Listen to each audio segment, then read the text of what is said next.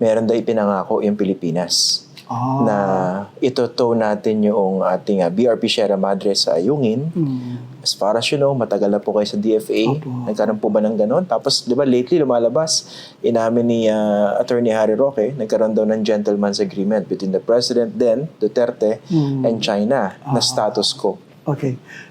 Personally, I have no knowledge of that. When the issue was first brought to my attention, ang pumapasok po sa atin yan, wala namang official agreement. Yung sa pagtotow? Sa pagtuto, wala naman din po kaming report that we committed that. Normally, yung mga ganyang commitment, they are a very serious commitment, no? Yung tatanggalin, nandyan yung barko, dahil, di ba, narinig natin na nag-commit daw yung ating gobyerno or somebody na at some point tatanggalin. Number one po, normally, napakabigat na commitment yan. And it has to be done within the proper context. Wala pong ganong context. Number two, yung mga ganyang kabigat, normally, importante yan, dapat nilalagay in writing.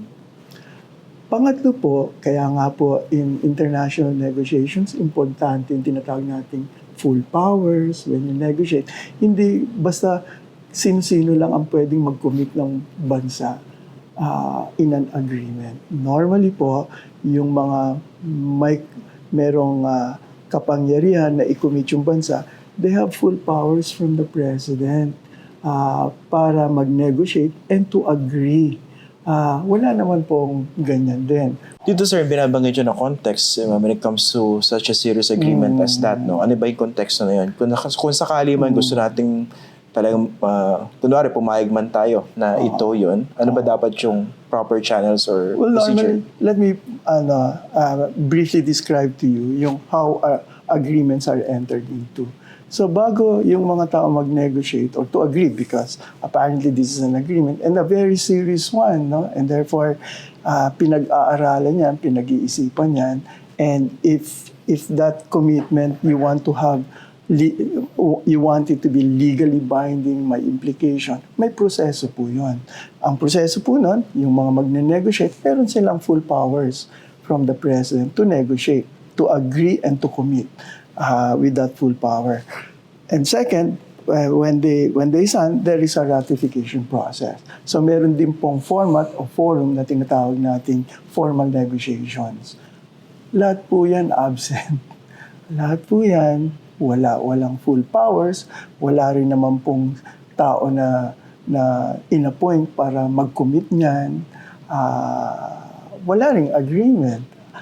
Everything is in the aspect of allegation by the other party. Tsaka walang nagsasabi, wala. Panahon ni Erap Estrada, dininay na. Wala pa ako nadinig kay Gloria, kay Duterte, no? Pero siguro po, the other question is, can something as serious as preserving the status quo sa Ayungin Shoal, can that be made simply with a gentleman's agreement? Handshake lang between the President then and Xi Jinping? At the end of the day, depende sa arrangement. No? But if that arrangement, for example, o yung agreement na sinasabi, quote-unquote, redounds to surrendering your sovereignty, that cannot be done. Because no person from this country can lose a territory. O hindi po sila empowered to do that. In fact, it is a constitutional duty by everyone, especially the President, Congress, to protect the sovereignty. So yung agreement po is an indirect giving out. Hindi po pwede po yun basta-basta. There is a process. Tsaka pinag-uusapan po yun. Especially if it concerns a territory. You cannot give away a territory. Nobody's empowered. There is a process for that. Sige sir, i-clarify kayo. No? Marami kayong words na binanggit. No? Territory, sovereignty, tas sovereign rights. Isa-isahin po natin. No? Kasi based on what has been made public so far, di ba, kinonfirm naman ni Harry Roque, status quo yung pinag-usapan. Pag sinabi bang status quo, under the gentleman's agreement sa Ayungin Shoal, ano yung status quo? madaming beses natin narinig yung status quo. And so, we have to understand it in all its facets. In the first place, we have to ask a question, ano ba yung status quo? Are we referring to the status quo na every time pupunta tayo, magpapaalam, na pupunta tayo doon, ang dadalhin lang natin pagkain? Status quo ba yung okay lang na nandyan yung Coast Guard ng China? If this is the status quo that we are referring to, I will tell it's wrong. Very wrong. That's not the status quo that is consistent with our national interest. Isa pa po, If we agree to that kind of status quo, it is tantamount to giving away your rights over your own property. Sa madaling salita po, meron kang bakod. Sa'yo yun.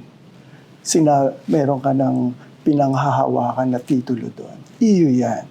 Pero yung kapitbahay mo, mas malakas sa'yo, pumunta doon. Hindi ka ba sa puwenta? Hindi, pupunta ako, ayusin ko lang yung bahay ng aso ko. Sige, okay, bibigyan ko lang ng pagkain. Parang ganyan. Pwede ba yun? Hindi naman pwede yan. Status ko ba sa akin na nandiyan ka sa lupa ko? Hindi rin tama yun. If that is the kind of status quo that we are referring to, actually, that's very dangerous. It is also amounts to giving up. Kung nagustuhan niyo po itong video na ito, paki-like at share na lang po para mas marami pang makakita at makapanood. Kung gusto niyo po makibalita, follow niyo na rin po ako sa aking mga social media accounts na nakasulat po sa screen. Pwede rin po kayo magpadala ng super thanks, super like, super chat at super sticker sa YouTube, saka Facebook stars po. Alam niyo po, malayo po mararating ito para makagawa pa po kami ng mas maraming video na makatutulong po sa pagpapakalat ng tamang impormasyon para sa bawat Pilipino.